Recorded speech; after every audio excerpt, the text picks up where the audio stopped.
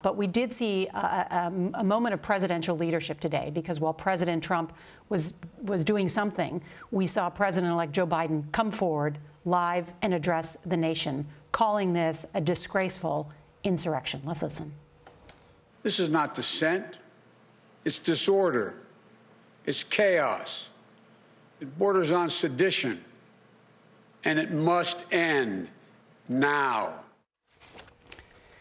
And a strong message there from the president-elect. And you mentioned this, Major. He talked about words being very important, that in some cases they can inspire, in worst cases they can incite.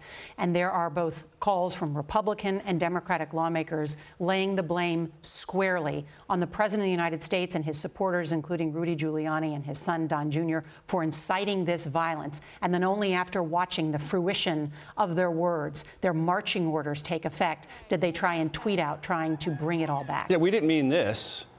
We meant the election was stolen. We meant something needed to be done about it, but we didn't mean this. Well, do you think Trump supporters who carried out this action today understood or even pondered that distinction at any level? The quite obvious answer to that is no. And when you play with rhetorical fire, you will be burned. And many, many people in this country have said for months, if not years, that this rhetoric is incendiary, and it will get out of control. We saw a manifestation of that today.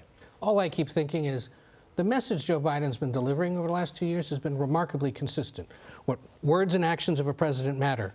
The world is watching us and wondering what the heck we're doing. We've got to get rid of President Trump. It's been remarkably consistent, and every time he has to come out and say it, it seems to be with far more consequence. And today he had to rip up his plans and address this because he realized that there was a vacuum, as you said, a vacuum of leadership in the moment. And part of his mission, as he said, is to try to begin the process of restoring some measure of, in his words, decency, honor, and respect among Americans for Americans.